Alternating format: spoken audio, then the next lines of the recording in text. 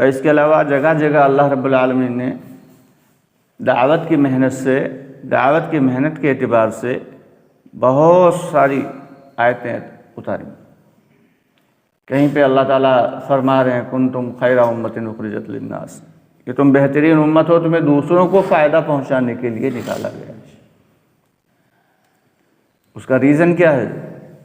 اس امت میں کوئی سرخاب کے پر تھوڑے نہ لگے ہیں، بلکہ سب سے بڑی اہم چیز کیا ہے؟ اللہ نے خود وہ چیز بتا دے گی کیوں تمہیں دوسروں کو فائدہ پہنچانے کے لیے نکالا گیا۔ ایک تو رہتا ہے انسان اپنے آپ کو فائدہ پہنچائے، اور ایک ہوتا ہے کہ اپنے آپ کو فائدہ پہنچاتے ہوئے دوسروں تک فائدہ پہنچائے۔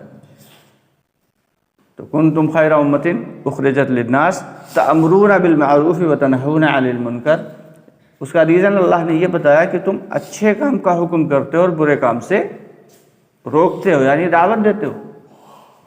اس سے پہلے جتنی بھی امتیں آئیں، اللہ رب العالمین نے سارے عالم میں تقریباً 1.25 لاکھ، کچھ روایتوں کے مطابق 2 لاکھ انبیاء کرام علیہ السلام کو بھیجا، دنیا کے ہر کونے میں، ہر قوم میں، ہر قبیلے میں، ہر علاقے میں۔ اور ہر نبی کی یہ ذمہ داری تھی کہ وہ اللہ کے بندوں کو اللہ کی طرف بلائے۔ ہر نبی کی یہ فکر ہوتی تھی کہ کیسے اللہ کے بندوں کا تعلق اللہ سے جڑ جائے۔ یہ کام صرف اور صرف انبیاء کرام علیہ السلام کو ہی ملا تھا، ان کی امت کو یہ کام نہیں دیا جاتا تھا۔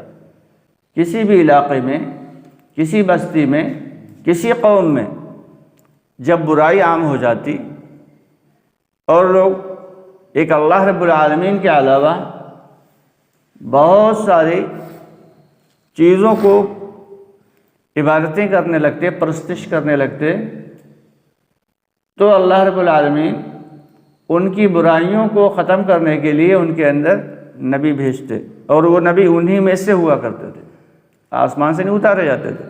یہ بھائی یہ تو فرشتہ آ گیا، اسپیشلی بتا رہا، سمجھا رہا نہیں۔ انہی میں سے ایک نبی اللہ رب العالمین مقرر فرماتے، اور جب نبی آتے تو علاقے کے، بستی کے اور قبیلے کے لوگوں کو اور قوم کے لوگوں کو دعوت دیتے، اور جس کے نتیجے میں لوگ ان کی بات کو سنتے اور ایک اللہ رب العالمین پہ ایمان لاتے، اور اس کے بعد ان کی زندگی میں تبدیلی آ جاتی، زندگی میں بدلاؤ آ جاتا، وہ نیک عمل کرنے لگتے اور برے کاموں کو چھوڑ دیتے۔ ایک مقررہ وقت کے بعد وہ نبی تو چلے جاتے، ان کا انتقال ہو جاتا، وہ وصال فرما جاتے، لیکن کیونکہ جب نبی آتے تو دعوت آتی تو ان کی زندگیوں میں، لوگوں کی زندگیوں میں دین آتا، اور جب نبی گئے تو دعوت چلی گئی، جب دعوت گئی تو لوگوں کی زندگیوں سے دین پھر ختم ہو جاتا، پھر آہستہ آہستہ کر کے لوگ جو ہے وہ برائیوں کی طرف مائل ہوتے چلے جاتے، اور دنیا میں پھر برائیاں پھیل جاتی۔ اگر دیکھا جائے تو یہ جو حجاز کا خطہ تھا، جہاں پہ کعبہ تھا، کعبے کے آس پاس کے رہنے والے جتنے بھی قبیلے تھے، چاہے وہ بنو ہاشم ہوں اور چاہے وہ کوئی دوسرے ہوں، جتنے بھی قبیلے تھے سارے کے سارے کعبے کو بہترین مانتے تھے، اور اپنا جو ہے سب سے اچھا کیا مانتے تھے؟ یہ ہمارا دنیا میں سب سے زبردست قسم کا کعبہ جو ہے وہ ایک عبادت کرنے کی جگہ ہے۔ لیکن ان کے اندر برائیاں اس طریقے سے عام ہو گئی تھیں کہ وہ برائی کو سمجھتے نہیں تھے، برائی کو برائی نہیں سمجھتے تھے۔ اللہ رب العالمین نے جب انسان کو پیدا کیا، حضرت آدم علیہ السلام کو پیدا کیا، شیطان سے کہا جاؤ سجدہ کرو، شیطان نے کہا میں آگ سے بنا ہوا ہوں، اور آگ کی صفت ہوتی ہے اوپر کی طرف بڑھنا، اور آدم کو آپ نے بنایا مٹی سے، اور مٹی کی صفت ہے اس کو جب پھینکا جائے تو وہ نیچے کی طرف جاتی، تو میں تو بڑا ہوں، میں بھلا آدم کو سجدہ کیسے کروں؟ میں علم میں بھی اتنا زیادہ بڑا ہوں۔ اس میں کوئی دو رائے نہیں تھی کہ اس دنیا میں بہت بڑا عالم جو تھا وہ عزازیل تھا، اللہ نے اسے اتنا علم دیا تھا، اور ساتوں آسمانوں میں شاید ہی کوئی ایسی جگہ ہو، زمین میں شاید ہی ایسی کوئی جگہ ہو جہاں اس نے سجدہ نہ کیا ہو، عبادت بے شمار کی، ریاضت بے شمار کی اللہ کی۔ اللہ تعالیٰ نے اس کی عبادت سے، اس کی ریاضت سے خوش ہو کے اسے کیا بنا دیا؟ فرشتوں کا سردار بنا دیا، اور وہ فرشتوں کو درس دیا کرتا تھا۔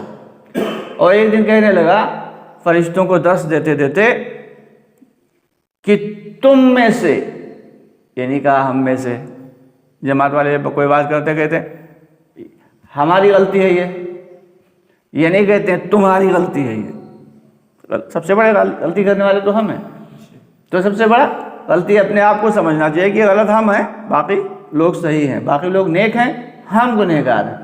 لیکن شیطان نے کیا کہا؟ اس کے اندر اتنا گھمنڈ و غرور پیدا ہو گیا تھا، جب وہ فرشتوں کو درس دے رہا تھا کہنے لگا تم میں سے ایک شخص ایسا ہے کہ جس کے گلے میں اللہ کی جانب سے لعنت کا طوق ڈالا جائے گا۔ اچھا، اسے اپنے علم کے ذریعے اللہ نے اسے اتنا زیادہ علم دیا، علم کے ذریعے یہ تو پتہ چل گیا کہ ایک شخص کے گلے میں لعنت کا طوق ڈالا جائے گا، لیکن وہ خود ہوگا یہ اسے نہیں پتہ چلا۔ تبھی اس نے کہا تم میں سے ایک شخص ایسا ہوگا جس کے گلے میں لعنت کا طوق ڈالا جائے گا۔ اور فرشتے بیچارے پریشان، کہیں ہم نہ ہو، کہیں ہم نہ ہو، کہیں ہم نہ ہو۔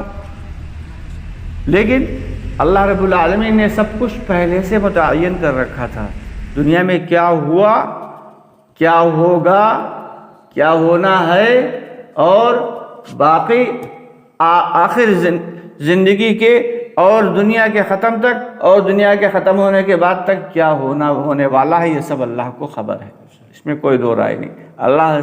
اللہ رب العالمین علیم بذات الصدور ہے، اور علی کل شیء، سب کچھ جاننے والے اور دلوں کا حال جاننے والے اللہ ہیں۔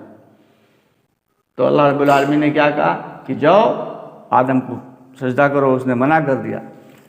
تو جب اس کے اوپر ایک لمبا قصہ ہے، غرض یہ کہ جب اسی کے گلے میں لعنت کا طوق ڈال دیا گیا تو کہنے لگا اے اللہ تو نے مجھے ملعون تو قرار دے دیا، تو نے مجھے لعنت مجھ پر کر دی، لیکن میں بھی ایک ڈھیٹ آدمی تھا۔ جب انسان کے اندر علم زیادہ ہو جاتا ہے تو اس کے اندر کیا ہوتا ہے؟ ڈھیٹ پنا ہو جاتا ہے۔ تو کہنے لگا میں جس کی وجہ سے آپ نے ہمیں ملعون قرار دیا ہے، ہم اسے بہکائیں گے اور اسے برائی کی طرف لے کے جائیں گے۔ اللہ نے کہا اگر ایسی بات ہے تو جا، تو جتنا چاہے بہکا لے میرے بندوں کو، وہ کتنا بھی گناہ کر لیں، زمین سے لے کے آسمان تک بھی گناہوں سے بھر دیں، لیکن میرا بندہ اگر ایک مرتبہ دل سے توبہ کر لے گا میں اسے معاف کروں گا۔ جب اس نے یہ سنا کہ اتنی غضب کی معافی اللہ تعالیٰ دے رہے ہیں تو پھر کیا کہا پھر میں ان کو ایسی جگہ سے بہکاؤں گا کہ یہ نیک عمل سمجھتے ہوئے کریں گے جبکہ ہوگا وہ گناہ۔